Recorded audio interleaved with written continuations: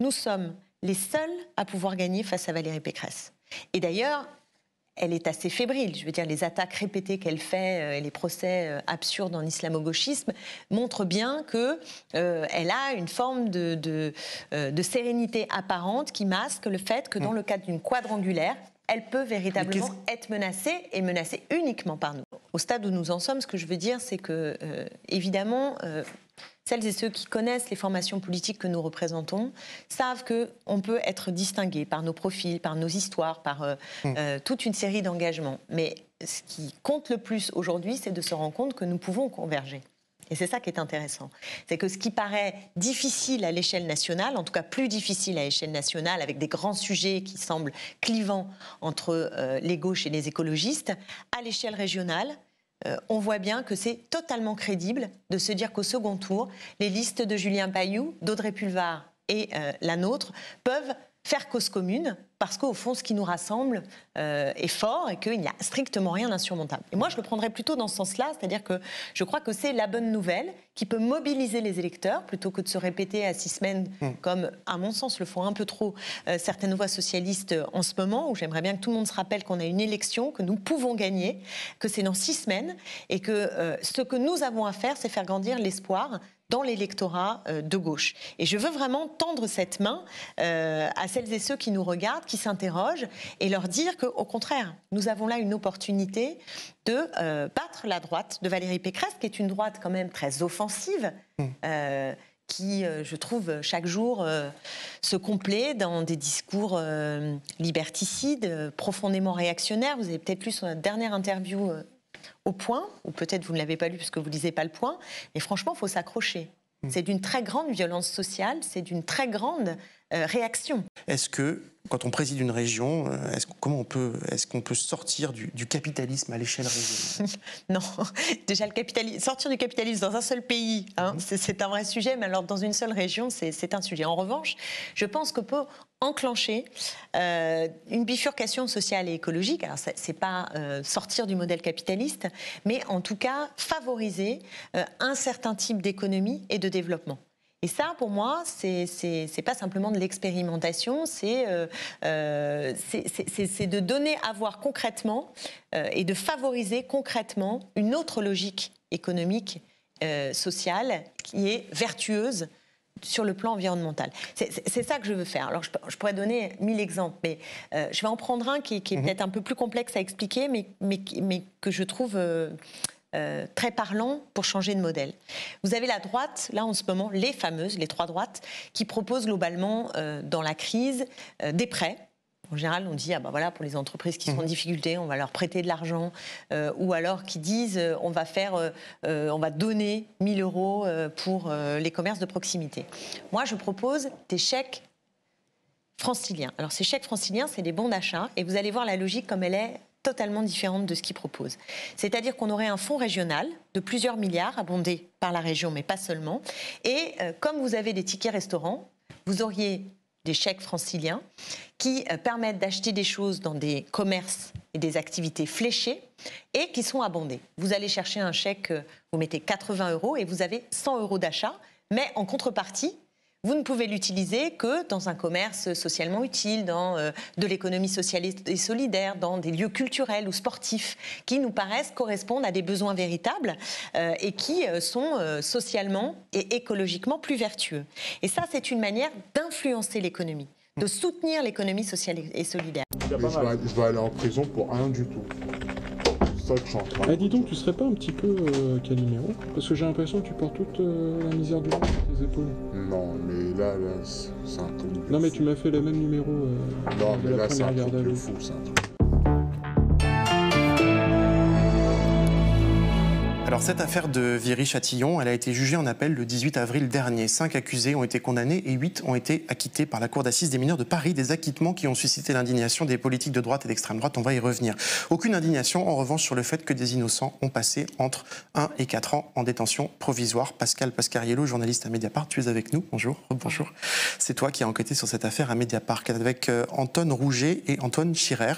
Tu révèles de nouveaux documents dont des vidéos qui montrent pourquoi des innocents ont été en prison pour rien. Tu as eu eu accès aux PV d'audition des accusés et aux vidéos de leur garde à vue. Et en comparant les deux, tu as pu démontrer que des faux coupables avaient été fabriqués. Ça donne une enquête vidéo de 13 minutes où on voit que les enquêteurs s'appuient sur un témoignage central, celui de Bilal, un témoignage qu'ils tronquent afin d'incriminer ensuite plusieurs suspects au cours d'interrogatoires pour le moins surprenants. Putain, mais t'es pas un bonhomme, quoi. T'es rien, en fait. Tu fous tout le monde dans la merde, ton frère, tes parents, et tu vas te regarder dans une glace comme ça. Putain, tu vas avoir le temps en prison de te regarder dans la glace, hein, je te le dis. Hein. Franchement, t'as pas de honte. Hein. Oh, t'es bourré ou quoi? Est-ce que tu penses qu'on perdrait 4 jours avec faire déplacer des juges pour quelqu'un qu'on pense qui est innocent? Tu penses ça? Mais t'es con, quoi. Par exemple, si je fais un avocat. Oui. Tu sais combien ça coûte? Donc un avocat en garde à vue, pour moi, ça sert à rien. D'accord? Alors Pascal, on va rentrer dans le détail de cette enquête. Que disent d'abord ces interrogatoires de la manière dont les policiers ont mené cette enquête? Ces interrogatoires, en fait, disent plusieurs choses. Hein. La première, c'est celle qu'on vient d'entendre, c'est-à-dire les policiers insultent ces jeunes, parfois les dissuadent de prendre des avocats, ce qui est gravissime. Sur les insultes, on a entendu « tu es con, tu es bourré » ou quoi. Il y en a d'autres. Et il y en a d'autres que je vais vous lire. Qui sont dans ton article, hein, dans l'article qu'on peut lire par ailleurs sur Mediapart. Qui sont dans l'article et qui ont fait l'objet évidemment d'une plainte par l'avocat de ce jeune qui lui est condamné en appel. Donc je cite le policier qui dit « Tu es un putain de branleur de couilles, tu auras tout le temps de les astiquer tes couilles pendant 30 piges. » Ce jeune vient de perdre sa mère quelques mois auparavant. Il lui dit « Tu vendrais ta mère, la pauvre, elle est morte, mais tu la vendrais. » Ce à quoi le jeune demande de cesser au policier ses insultes sur sa mère. Et ce à quoi le policier rajoute « Eh bien, va la baiser ta mère, j'en ai rien à branler, espèce de petite merde. » Et je vous passe la suite, qui est insoutenable. Donc c'est des insultes, c'est des violences psychologiques à l'encontre de ces jeunes. Et surtout, ce que ça montre également, c'est que les déclarations qui sont faites par ces jeunes ne sont absolument pas retranscrites comme il se doit par les policiers dans leurs procès-verbaux, mais sont tronquées, voire parfois ils leur font dire l'inverse, notamment pour le témoin central Bilal. Mais ça c'est très bien détaillé dans la vidéo, d'ailleurs on va voir ensuite un autre exemple. Juste une précision, diffuser des vidéos de garde à vue dans les médias c'est extrêmement rare, ça n'a pas vocation à l'être d'ailleurs d'une certaine façon, alors pourquoi vous avez choisi de le faire? Alors il faut rappeler qu'en fait les auditions des gardes à vue, durant les gardes à vue, sont enregistrées depuis 2007. Et c'était justement une volonté du législateur de faire en sorte que ce soit plus loyal, qu'il y ait un plus grand équilibre et qu'on puisse vérifier également l'exactitude avec les procès-verbaux, avec les retranscriptions qui sont faites par les policiers. Or, ces enregistrements ne sont pas systématiquement donnés au principal intéressé, c'est-à-dire à la personne auditionnée. Il faut que l'avocat conteste le procès-verbal pour en avoir une copie. Ce qu'ils ont fait. Ce qu'ont fait les avocats, puisqu'ils se sont rendus compte que, notamment lors du premier procès, lorsqu'on a diffusé les enregistrements du fameux témoin principal, ça ne correspondait pas avec les procès-verbaux. En appel, ils ont demandé donc à avoir tous les enregistrements de leurs propres clients, et là, se sont rendus compte qu'effectivement, les propos étaient tronqués, falsifiés, beaucoup de choses ne figuraient pas dans les procès-verbaux. Les policiers avaient ainsi fabriqué en fait des faux coupables, avaient rédigé des faux procès-verbaux. Donc pour en revenir à ces enregistrements, les avocats les ont demandés.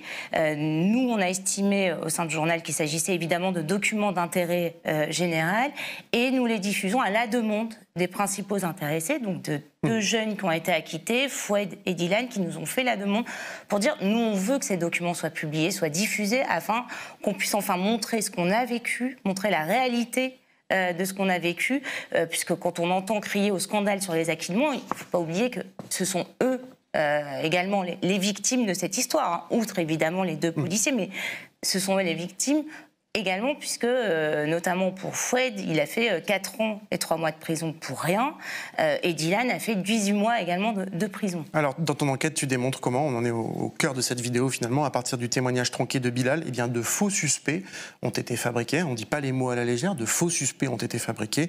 On va regarder l'exemple de ce garçon qui s'appelle Dylan. Alors, franchement, j'ai vraiment rien à voir dans cette histoire. Franchement. Rien du tout. Quelques heures plus tard, les policiers tentent de le faire craquer. Vraiment, là, c'est lourd. C'est très très lourd. C'est très très lourd. Et là, tu as un poids très lourd quand même sur toi qui pèse. De te dire, parce que là, tu perds beaucoup si tu pars à Fleury. Ta tante, ta mère, tes grands-parents, on va t'effondrer. 3 semaines plus tard, les enquêteurs réentendent Dylan. Au cours d'une pause dans l'audition, la caméra continue de tourner. Les policiers disent être convaincus de son innocence dans l'attaque. Mais je reste convaincu que lui, il n'a pas participé.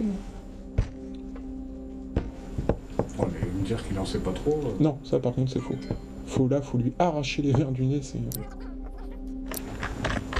Tu peux le rattacher au truc.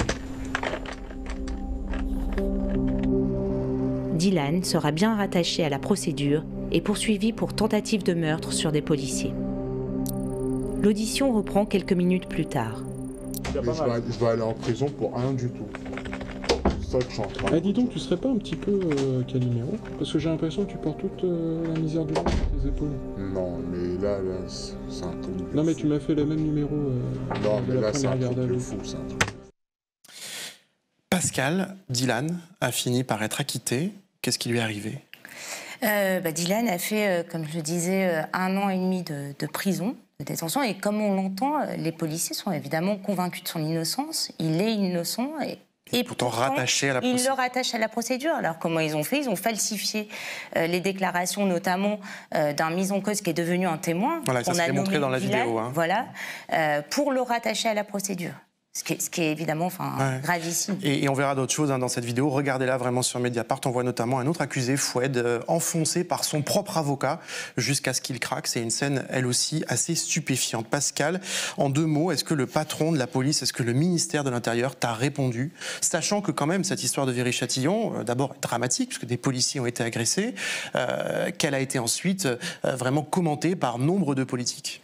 Non, rappelons-nous, la plupart des politiques, dont Valérie Pécresse, ont crié au scandale par rapport aux acquittements. Alors que, évidemment, le vrai scandale, ce sont les mois, les années passées en prison de certains jeunes qui sont innocents. Donc pas de réponse? Aucune réponse du ministère de l'Intérieur, aucune réponse donc, du directeur général de la police nationale, Frédéric Vaux, qui, bien au contraire, a dit « je ne veux pas que cette affaire devienne le procès de la police, des enquêteurs ». En l'occurrence, ce qui est gravissime, c'est que par le silence de Frédéric Vaux, ils seront complices finalement de ces agissements. Donc ça veut dire qu'ils couvrent des faux, ils couvrent des policiers qui se permettent d'écrire des faux procès-verbaux. Alors on va rappeler qu'aujourd'hui l'affaire n'est pas terminée. Un condamné en appel continue de clamer son innocence. On rappelle aussi que 5 avocats, comme tu l'as dit, ont décidé de mener une contre-offensive judiciaire. Ils ont déposé plainte contre les policiers chargés de l'enquête et pour notamment faux en écriture, violence volontaire, escroquerie au jugement. Très très longtemps, on n'a pas voulu nous percevoir comme un peuple, c'est-à-dire comme une variété de constituants. Souvent, on a voulu nous considérer comme une organisation et pas un peuple. Donc, dès qu'il y avait quelque chose qui ne collait pas, on nous disait oh, « vous voyez, vous n'êtes pas une organisation sérieuse, il y a des gens qui ne pensent pas pareil ». Donc, on avait pour nous un rêve stalinien, en fait. Il fallait qu'on soit une fabuleuse organisation dès qu'il y avait une voix. Moi, pour moi, je milite depuis l'âge de 20 ans, c'était ça qui me faisait respirer. C'est qu'il y avait une énorme variété, y compris, comme dans toutes les résistances du monde, des gens infréquentables, des héros et des gens infréquentables. Un peuple, c'est ça. Un peuple, c'est une variété, avec des gens respectables, des gens qui ne le sont pas. Moi, je me suis retrouvé par moments en train de me battre avec des gens à qui, une fois indépendant, je ne vais pas serrer la main dans la rue. Mais là, il y avait autre chose. Donc il faut nous prendre comme un peuple, donc avec des variantes, des contradictions. C'est pour ça qu'on nous dit est-ce que le Hamas est pour vous ou contre vous? Je dis il n'est ni pour nous ni contre nous, il est l'un de nous.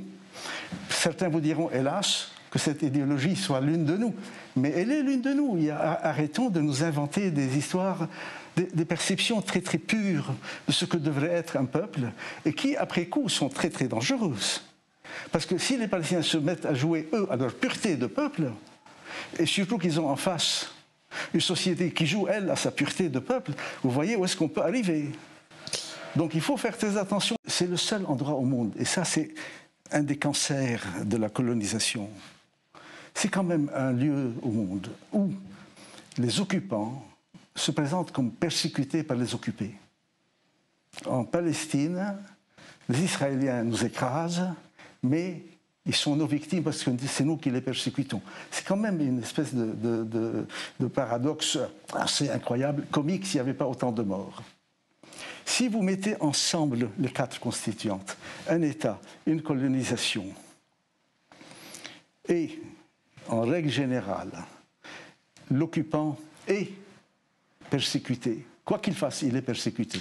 Vous avez les ingrédients, la base du fait que, quoi qu'il arrive, Israël est attaqué, donc Israël a le droit de se défendre. On est tout le temps. D'ailleurs, le nom, tout le monde. Les gens sont très heureux parfois de dire Sahal, Sahal. Sahal veut dire l'armée de défense d'Israël. C'est une armée de conquête, mais c'est une armée de défense d'Israël. Il y a tout le temps l'idée de la défense et du fait qu'ils sont agressés. Le jour, et certains Israéliens commencent à le dire, c'est ça qui est très important. Nous sommes aussi, selon les cas, parfois agressés, parfois agresseurs, parfois victimes, parfois bourreaux. Et là, si on arrive, au bout de toutes ces crises, à aborder la question des absolus, il n'y a pas de victime absolue, et il n'y a pas de justice absolue, et il n'y a pas de gens propres absolus, ça n'existe pas. Tout dépend des moments, tout dépend des circonstances, tout dépend de ce qui se passe. Aujourd'hui, nous sommes confrontés à un pays qui a décidé qu'il était une victime absolue, en tout temps, en tout lieu, en toutes circonstances. Donc, quoi que vous fassiez, regardez tous les appels des puissances qui appellent au calme, disent « il se défend ». Non, il ne se défend pas. Il a déclenché une affaire gravissime. Il a enclenché avec l'expulsion de familles palestiniennes qui avaient déjà perdu leur maison en 1948 et qui s'étaient relogées dans un quartier de Jérusalem, ce qui est un souvenir terrible pour les Palestiniens. Moi, je suis un enfant de l'exil de 1948. Je sais ce que c'est. Donc, voilà ce qui se passe. Il faut à tout prix commencer à casser les absolus, absolument casser les positions inaltérables. Je suis la victime éternelle. Non, tu n'es pas la victime éternelle. Parfois, je suis un bourreau, oui, c'est vrai. Hein. Mais parfois, tu es mon bourreau. Depuis un mois, des militaires se répandent dans les médias conservateurs, mais pas seulement, pour nous dire que la France est au bord, oui, de la guerre civile. Tout est parti d'une tribune sur le site d'extrême droite Valeurs Actuelles, parue, tiens donc, le 21 avril, le jour anniversaire des 60 ans du putsch d'Alger. Tribune signée par 20 généraux, mais aussi, nous dit Valeurs Actuelles, sans qu'on puisse le vérifier, puisque leurs noms n'apparaissent pas, une centaine de hauts gradés et plus d'1 millier d'autres militaires.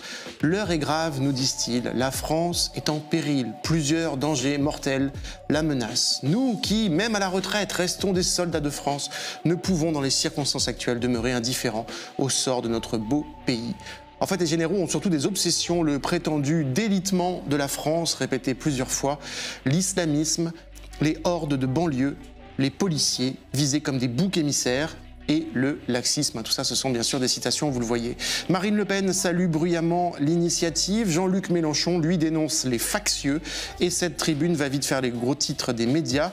Voilà d'ailleurs le gouvernement forcé de répondre. Florence Parly, ministre des Armées, c'était sur LCI le 26 avril. La tribune inacceptable rédigée par ces généraux en retraite qui ne représentent qu'eux-mêmes. J'ai demandé au chef d'état-major d'armée de faire le recensement des éventuels militaires d'active qui pourraient être signataires de cette tribune, afin que les sanctions qui sont prévues soient appliquées face à des comportements qui sont inacceptables.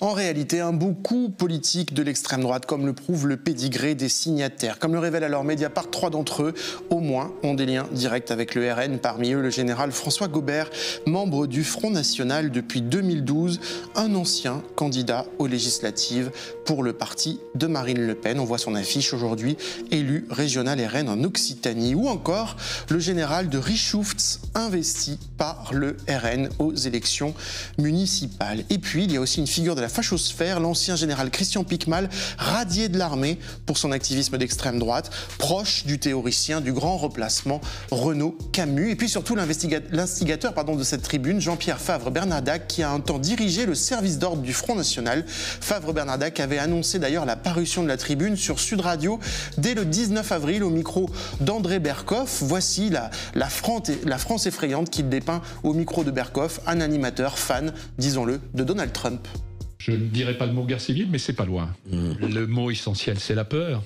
Les gens tremblent, les gens baissent la tête. Notre pays est peut-être celui qui est le plus agressé. Il y a un flux migratoire qui est considérable, puis l'islamisme qui s'est installé.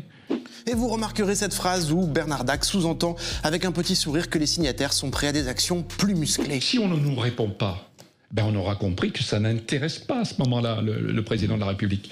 À ce moment-là, on fera autre chose. Quoi, par exemple ? Et puis après, on verra. Je ne vais pas vous dévoiler pour l'instant, mais il y aura certainement d'autres choses à faire. D'accord. Ah, le petit sourire satisfait d'André Berkoff. Le 29 avril, alors que le chef d'état-major des armées a annoncé des sanctions, revoilà Favre Bernard Dac sur Sud Radio, en mode Radio Londres, en visio. Aujourd'hui, l'État s'acharne sur nous en voulant condamner durement certains de nos camarades. Nous avons heureusement un allié, le peuple de France. Vous, pour qui nous combattons, peuple de France, sachez que nous n'abdiquerons pas devant les menaces et continuerons à nous battre pour notre patrie. Vive la France! Et voilà qu'un autre signataire, Emmanuel de Richoufs, l'ancien candidat du RN au municipal de 2014, entre en piste, toujours sur Sud Radio, et le refrain est le même. Et oui, la guerre civile est à nos portes. Les banlieues se sont armées, plus que vous n'imaginez, que les gens sont désespérés, plus que vous ne croyez. Tout ça peut finir très mal. Moi, j'appelle ça une guérilla, je suis désolé, j'appelle ça une guérilla urbaine. Entre-temps, Valeurs Actuelles a mis en scène une autre tribune signée, elle, par des militaires en fonction, soumis, en théorie, au devoir de réserve et ouverte à signature large. Encore relayée cette tribune par Europe 1 et le chef de son service politique, Louis de Raguenel, lui-même un ancien de Valeurs Actuelles. Dans la nouvelle tribune, ces gens qui ont lutté contre tous les ennemis de la France, vous les avez traités de factieux alors que leur seul tort est d'aimer leur pays et de pleurer sa visible déchéance.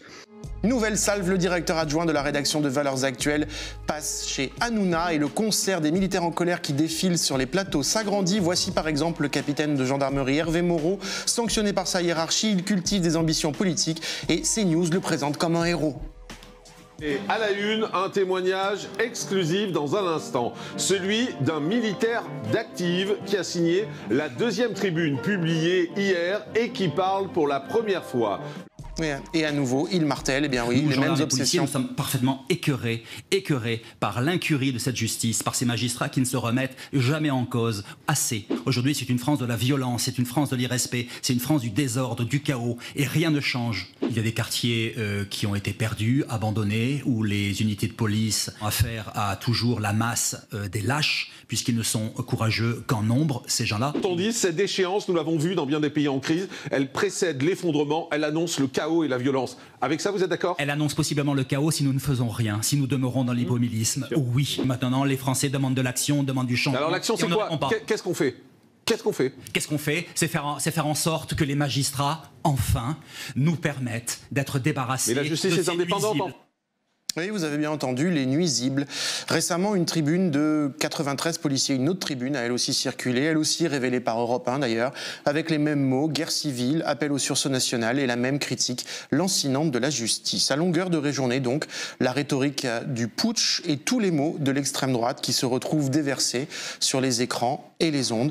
Voilà où nous en sommes à un an précisément de l'élection présidentielle. Manifestation où tu étais, donc je l'ai dit, Valentine, tout à l'heure, devant l'Assemblée nationale. Exactement, donc on y était avec Youm Nikezou, donc rassemblement à l'appel de nombreux syndicats de police, Alliance, Unité, SGP, Police, UNSA et bien d'autres, beaucoup de policiers, quelques citoyens. On s'attendait donc, comme vous l'avez dit Fabien Jobard, à une marche citoyenne en hommage aux policiers tués. On s'est retrouvé au milieu d'un meeting intersyndical, gros dispositif avec un animateur, 2 écrans géants pour montrer notamment la violence que subissent les policiers à base de clips anxiogènes.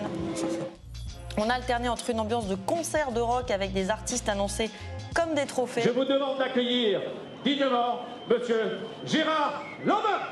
Il y avait aussi le rappeur Chaotique. Celle des femmes battues aujourd'hui, celle de ces hommes et ces femmes en uniforme veillant sur nos vies. Puis ambiance plus grave avec un policier blessé en service qui témoigne depuis son lit d'hôpital et une minute de silence pour clore la manif. Alors pour les chiffres, les organisateurs, la police donc disent 35 000 personnes. On en a, nous, constaté plutôt quelques milliers. Quels qu'ils soient ces chiffres, en fait, la démonstration de force, parce que c'est bien ça dont on parle, si on se place du point de vue des syndicats, elle est réussie puisque, vous l'avez dit, absolument tout le spectre politique était présent, ou presque, on va y revenir. C'était donc un défilé à l'extrême droite du spectre, le RN, venu en nombre et de toute la France, Jordan Bardella en tête, bien accueilli par les manifestants. Bienvenue à tous. Merci d'être là. En campagne pour les régionales en Ile-de-France, la tête de liste ne s'est pas fait prier pour défiler devant les caméras. Avec lui, les époux Ménard, Sébastien Chenu, Valrand Saint-Just, cachés par les caméras, Julien Audoul, Julien Sanchez, mais aussi Thierry Mariani. À droite aussi les députés Jean-Christophe Lagarde, Meyer Habib, mais aussi Laurent Wauquiez. Présent également des députés de la majorité et seul ministre présent, celui de l'Intérieur, Gérald Darmanin, flanqué du préfet de police de Paris, Didier Lallemand. Bain de foule d'une dizaine de minutes. Gérald Darmanin qui s'est quand même fait huer.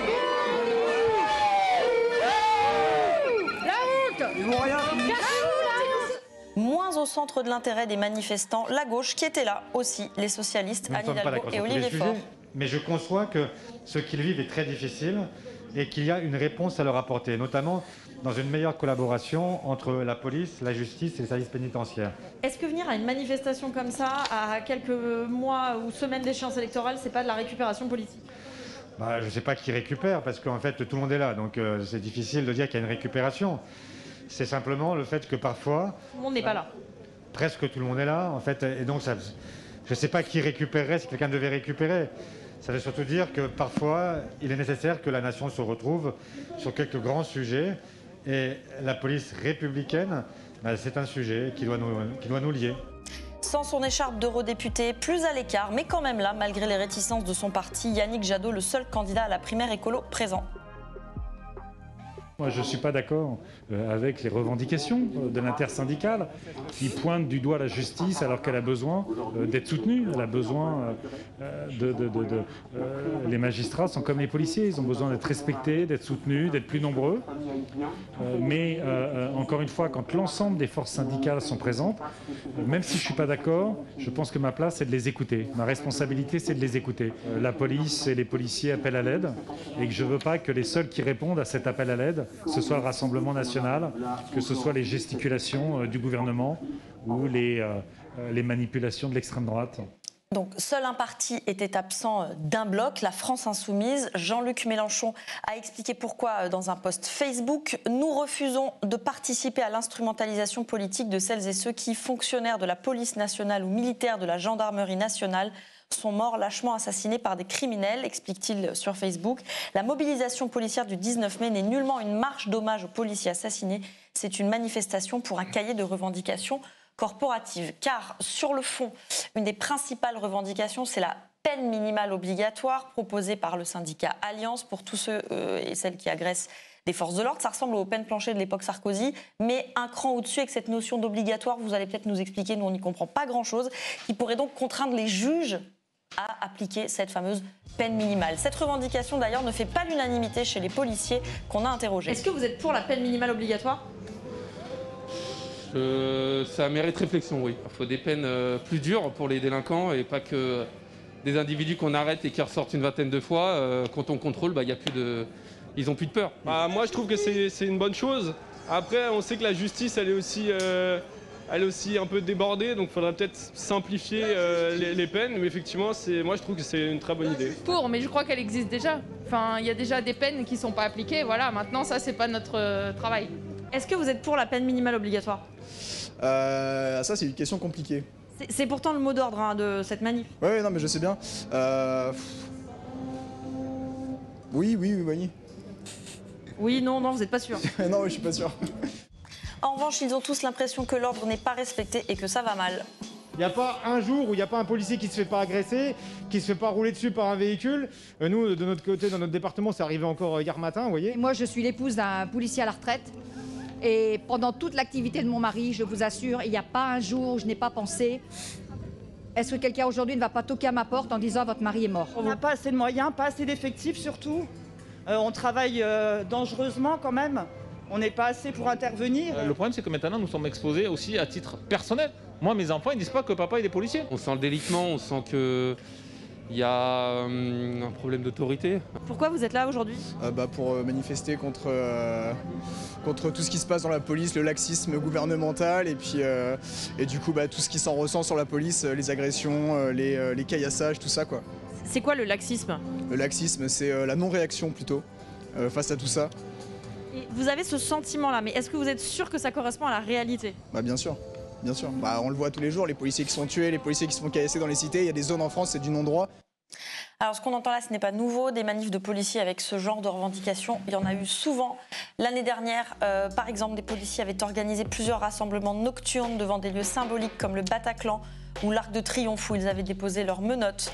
En 2019, ils étaient plus de 20 000 dans les rues de Paris pour une marche de la colère dénonçant un manque de reconnaissance et de moyens. En 2015, après une fusillade en Seine-Saint-Denis qui a grièvement blessé un policier, c'est Christiane Taubira qui était sommée de démissionner par des policiers rassemblés sous les fenêtres de son ministère.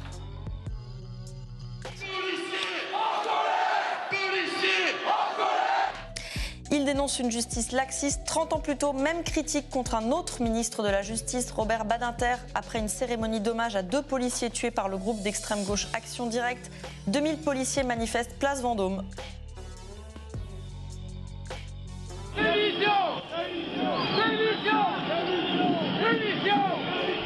Et on rembobine encore. En 1958, en pleine guerre d'Algérie, 2000 policiers manifestent devant la préfecture de police de Paris, puis devant l'Assemblée, la même, eux aussi pour de meilleurs salaires et une prime de risque. Absolument. Merci Valentine pour ce reportage et ce rappel historique. Les infractions de violence en France, et évidemment les infractions de violence sur les policiers, sont des infractions qui sont poursuivies, sont les infractions les plus poursuivies et pour lesquelles il y a le plus de condamnation. Je ne parle pas de mesures, mais de condamnation, des peines d'emprisonnement fermes ou avec sursis. Des personnes qui sont condamnées à perpétuité pour une agression de policier, c'est une agression homicidaire, volontaire, sans doute avec préméditation ou bien en réunion. Si vous voulez, c'est quelques unités par an. Okay. Je ne veux pas dire par là que les événements auxquels on a assisté sont des événements négligeables, mais on n'est pas aux États-Unis, on n'est pas au Brésil.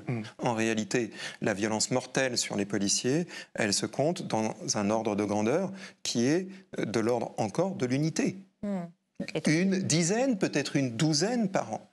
J'indique que dans les années 70, c'était 4 fois plus de morts en service par rapport au nombre de policiers.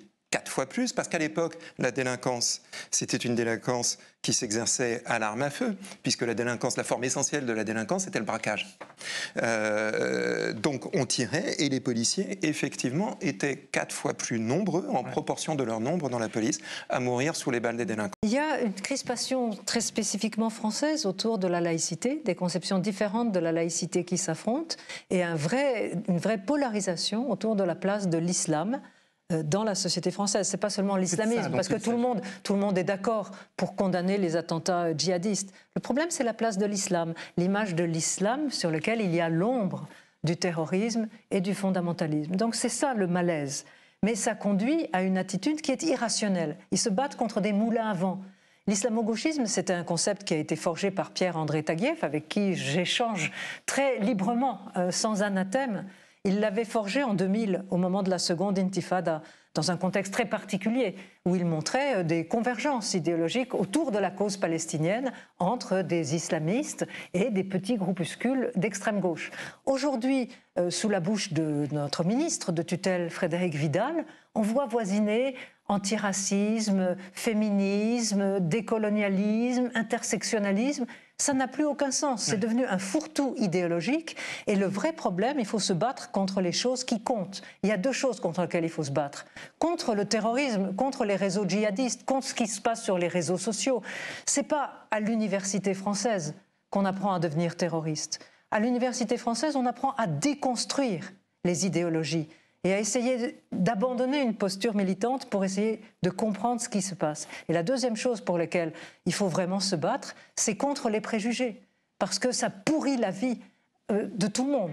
Donc c'est ça qu'il faut faire, et je critiquais effectivement ces attaques de l'Observatoire, parce que je trouve qu'elles se battent contre un ennemi imaginaire. Et pour vous, est-ce que le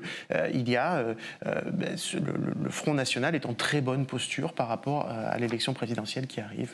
Il est en bonne posture, je dirais presque par défaut, face à ses adversaires parce que la gauche traditionnelle, la droite traditionnelle sont complètement éclatées, divisées, fragmentées.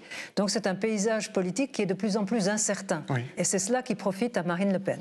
Alors il ne faut pas sous-estimer sa progression. Ça dépend sur quel terrain. Quand on demande l'adhésion aux idées du Front National, c'est 29%. Il y a eu des moments où on était à 33, 34. Donc il ne faut pas non plus exagérer l'audience. Ça monte un peu depuis 2018. Mais ce sont des tendances lentes et ce n'est pas dans les derniers mois qu'on a vu monter. Elle est surtout, sa stratégie de dédiabolisation a assez bien fonctionné jusqu'à un certain point. C'est-à-dire, elle fait moins peur. Elle a lissé son discours, elle a enlevé les choses qui choquaient, notamment sur l'Europe. Elle est beaucoup plus calme, la peine de mort, on va faire un référendum. Donc, son discours est plus lisse. Il y a 42% aujourd'hui considèrent qu'elle n'est pas un danger pour la démocratie. C'est un niveau record. Et simplement, une fois qu'on a dit... Et en plus, quand on regarde les intentions de vote, qui n'ont pas grand sens à un an de la présidentielle, mais qui nous montrent le rapport de force politique, on voit que par rapport à son score au premier tour de l'élection présidentielle de 2017, elle est en progression de 2-3 points, parce qu'elle est à 25, 27 selon les sondages et les candidats qu'on lui oppose. Et qu'au deuxième tour, si elle est seule face à Macron, elle progresserait de 10 points. Elle faisait 34. En moyenne des sondages, elle arriverait à 44% au second tour. Donc, oui, elle progresse. Je ne vois pas pourquoi, en 1 an, en 2 ans, en 3 ans, on réussira à atteindre ce qu'on a échoué à atteindre depuis 50 ans. Et on a vu, on montre aussi qu'on a augmenté les sanctions et la répression de la consommation par rapport au trafic et que ça ne fonctionne pas. Donc, en fait, quel que soit l'endroit où l'on agit... ça ne fonctionne pas. On sait également qu'un trafic, quand il est démantelé, dans les heures qui suivent, dans 24 heures maximum, eh bien, il est reconstitué. Donc, la seule chose qu'on peut dire à la place qui est la nôtre, c'est-à-dire à la place de parlementaire, notre rôle à nous, il est d'évaluer ce qui est fait en matière de politique publique et de faire des propositions. On a travaillé plus d'1 an sur ce sujet-là. Et vraiment, quand donc il se trompe. Oui, donc ce que l'on dit, c'est qu'en effet, ça n'est pas la solution et que ça ne permettra pas d'améliorer la sécurité, d'améliorer la santé publique, de faire baisser la consommation. Et je voudrais juste être bien clair sur quelque chose. Légaliser ne veut pas dire promouvoir ou banaliser.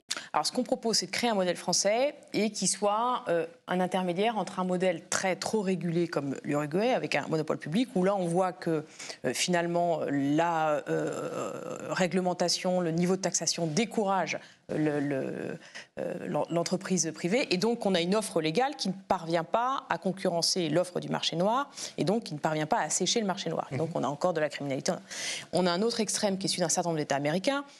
On cite notamment l'exemple du Colorado, où là, on a une approche très commerciale, très libéralisée, où on a pas du coup littéralement du cannabis à tous les coins de rue. Oui. Et avec le risque que l'on connaît et qu'on l'a vu avec l'industrie du tabac, où on aura une incitation finalement à la consommation. Ce que l'on souhaite évidemment, c'est donc plutôt sur un modèle canadien, c'est d'abord poursuivre des objectifs de santé publique qui sont aujourd'hui quasiment inexistants. On n'a pas de politique de santé publique en matière beaucoup de répression, pas de politique de santé publique. La seule réponse, c'est interdit, circuler, il n'y a rien à voir. Et que ceux qui sont en décrochage scolaire, qui sont avec des consommations problématiques, on ne s'en occupe pas. Et moi, je vous dis, pour discuter avec des associations qui luttent contre les addictions, les jeunes, aujourd'hui, hésitent à venir les voir parce qu'ils savent qu'ils risquent en réalité 1 an de prison en demandant une aide. Donc, ce que l'on souhaite, c'est mettre ce que je souhaite, c'est mettre la santé publique au cœur du modèle français et donc avec un contrôle, une régulation, une traçabilité de la production à la mise en vente du cannabis, une vraie politique de santé publique pour reculer l'âge d'entrée en consommation,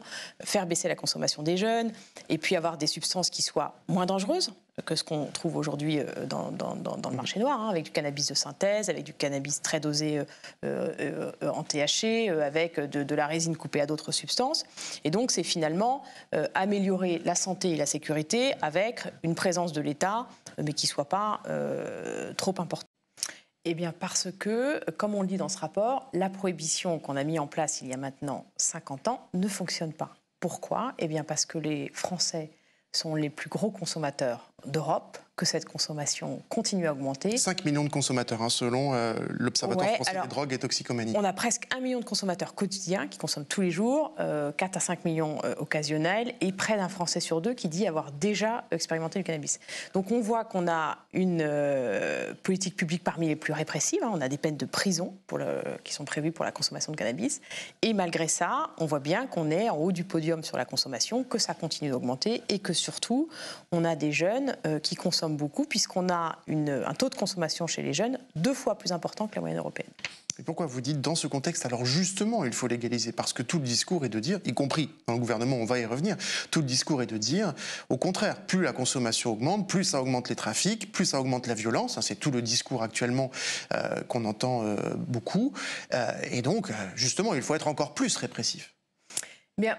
D'une part, parce qu'on voit bien que le tout répressif, c'est-à-dire la seule réponse de la part de la puissance publique de dire c'est dangereux, donc c'est interdit, et à partir de là, il ne se passe plus rien, ça ne fonctionne pas. Et on peut faire le parallèle avec l'alcool, qui est, comme on le montre dans ce rapport, à la fois plus dangereux et plus addictif que le cannabis. Ce qui ne veut pas dire que le cannabis n'est pas dangereux, il l'est notamment pour les moins de 25 ans. Eh bien, pour une substance comme l'alcool, on a depuis longtemps considéré qu'on pouvait mieux protéger les consommateurs et éviter des problèmes liés au trafic et donc à la criminalité associée, en légalisant et finalement en laissant l'État réguler, contrôler, encadrer la production, la distribution et même la consommation. Donc on voit que ce n'est pas en fait le fait même de l'interdire n'est pas une réponse qui fonctionne, puisque par ailleurs les pays qui ont légalisé ou qui ont dépénalisé ont réussi à faire baisser la consommation des jeunes. On le voit au Canada, ont réussi à améliorer la qualité des produits consommés et on réussit finalement à reprendre le contrôle.